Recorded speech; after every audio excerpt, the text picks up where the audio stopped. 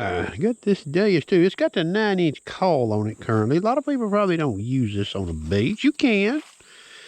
Truth be told, this machine with this call on it right here will run with most other detectors out there for depth. They're very close, based on all the reports I've seen. Anyway, let's talk a little bit more about using this machine with the 11-inch call on the South Beach. You know, old Calabash Diggers put some video up showing you all how you can compare results, comparing beach sensitive and dive program.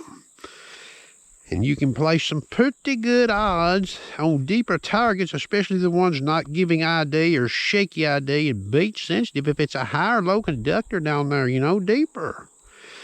With dive program being stronger and or giving more steady ID.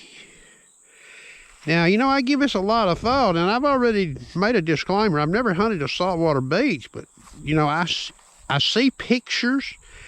I hear comments made by people who actually do. You know, there's a lot of pressure on saltwater beaches. Okay?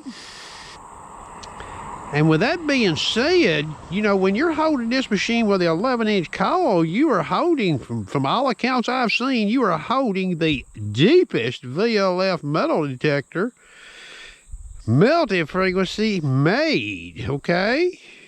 So you can actually reach targets, rings with this detector you can't reach with other SMF VLF detectors. So you have an edge when you're out there on the beach with this machine and an 11-inch call. Now, take a section of beach. You know, when you go out to the beach, you know, and just look around. Look 100 yards to your right, 100 yards to your left. Look behind you somewhat. Is this, would everybody agree with this? There's more clad on a beach than there are go rings. More clad coins. We'll just discount nickels. We won't even count nickels. We're talking dimes, pennies, quarters. Okay? Now, would there be more lower conductors on a beach? Go range kind of signals and fall. Would there be as many of those on a beach as clad? Possibly. I could actually agree with that. There could be. But there's more clad coins on a beach than there are go rings. So now you go out there. Imagine, here's a little scenario for you. Imagine that I go out to a site. Imagine, you know, there's a poster YouTuber, Gigmaster. I've watched some of his videos, you know, he's a good fella. Let's imagine that I knew where Gigmaster was going to go hunting. And I went out there crack of daylight before he showed up. And now we're going to make an assumption here. Let's assume I could go get me a roll of pennies and a roll of dimes and a roll of quarters, and I just took them and I just slung them all over. And let's just say that we could push a button and put 8 to 13 inches of sand on top of every one of those. And at the same time, I planted 3 gold rings, one at 9 inches, one at 11, maybe one at 12. Just randomly placed them out there. Now, I don't know exactly which direction Gigmaster would come into that site to hunt that morning he shows up. But let's imagine we've got old Calabash Digger, and he shows up. Now, he doesn't. Now, Calabash Digger doesn't know I've done what I've done. It's all a secret, but he happens to show up at this same place, and here's Gigmaster and Calabash Digger out there. Now, Gigmaster is doing a dig-all. Now, I'm not picking on Gigmaster. Seems like he does dig-all, though. So, Gigmaster's doing a dig-all, and here's Calabash Digger comes in there, and he's doing the, okay, that's a high conductor based on what I'm seeing with this machine, so I'm not going to dig it. Now, remember, I told you how many coins I slung around out there. Now, the beach may already have some coins in it when I did this, okay? So after standing around in that site for 2 or 3 hours, each sweeping their call, who do you place odds on digging the gold rings? Who do you place odds on? Remember now, you remember how many clad coins are out there, so if somebody's digging it all, boys, they're going to be digging. They're going to be digging. They're going to be digging, and they may walk 6 foot, 8 feet. They're going to be digging again. Calabash is going to be hitting them coming up. Don't like that one. Up, don't like that one. He's going to keep going around, and he's not going to be wasting his time digging them holes to get that clad out, is he?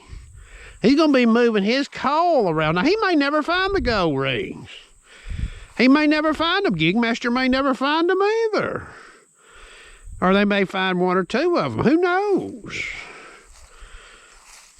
Just give that some thought. I mean, really, truthfully now, with all the pressure and all the pictures and comments that I see from people who do beach hunt, I try to pay attention, even though I don't do it.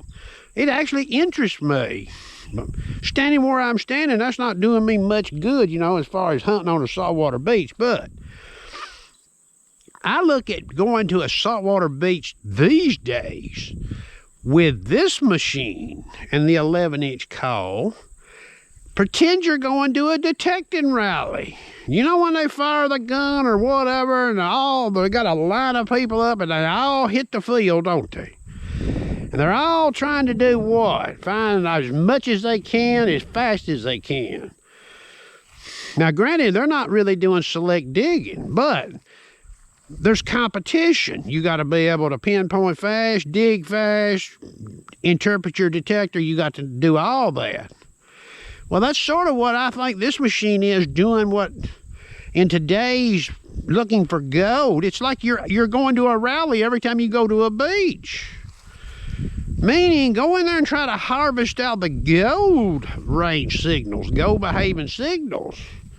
And I believe on a daily basis, if you keep doing that, in time, you're going to find out you've dug fewer holes and you've got more gold. Oh, you're going to have more low conductive trash too. Your low conductive trash is going to go up. Your clad coal and high conductors going down. It may become virtually non-existent.